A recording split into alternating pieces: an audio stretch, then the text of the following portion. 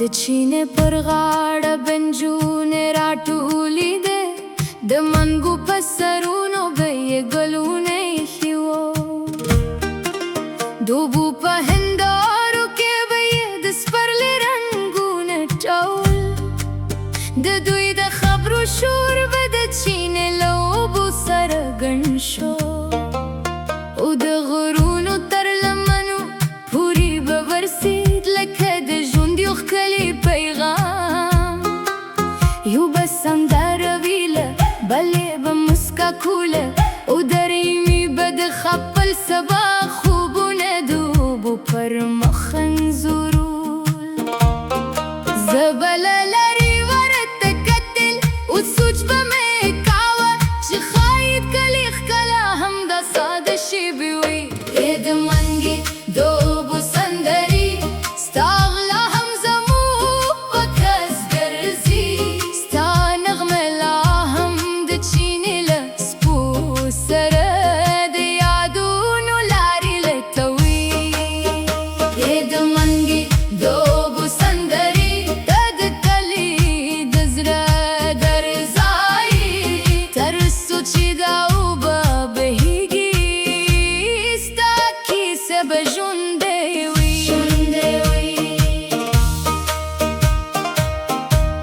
یو مازدیګر باران راغی، او د چینې اوبه لا تیزې شوې. جونې د ونو لاندې ودرېدې، خو سندرې چوپې نه شوې. باران د منګو پر خټو ورېده، او د خټو بوی هوا ډکه لکه د خاور زړه چې خپله خوښي ښکاره کړي.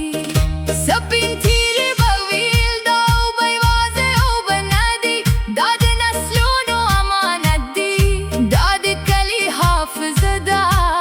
او رښتیا هم په هر کا کې یو کیسه پرته وه، د یو ماشوم خندا، د یوې مور دعا، او د یو مسافر انتظار. د منګې د اوبو سندرې ستا غلا هم زموږ په کس درځي، ستا نغمه لا هم د چینې له سپو سره د یادونو لارې لټوي. د منګې د اوبو سندرې ته د کلي د زړه برځایي، تر څو چې دا اوبه بهیږي ستا کیسه به ژوندۍ وي.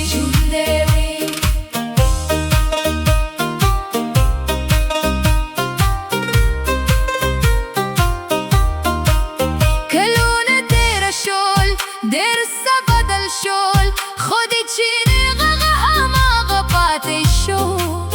او د اوبو لاره هماغه وه، ما چې بیرته کلي ته قدم کېښود. نو لومړی مې چینې ته مخه کړه، ځکه پوهېدم چې هلته به زما د ماشومتوب یو څه پاتې وي. ما د اوبو شور واورېد، داسې مې احساس کړه لکه وخت بیرته راګرځېدلی وي، او زارې خاطرې بیرته راویښې شوې وي. که کورونه بدل شي، که لارې نوې شي، خو د چینې اوبه خپله اصله هېر وي.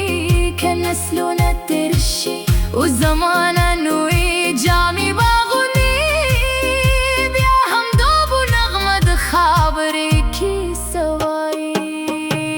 د منګې د اوبو سندرې ستا غلا هم زموږ په کس درځي، ستا نغمه لا هم د چینې له سپو سره د یادونو لارې لټوي.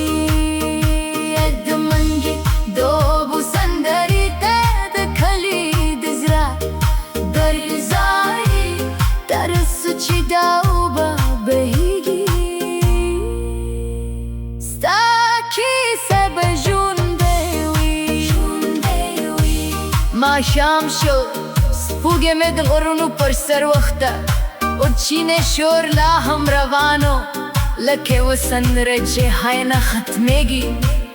ما ورو سترګې پترې کوي، او د اوبو غږ ته مې خوبان یو سترګې هويدم چیزی نه کسی نمری دمن گی دو بود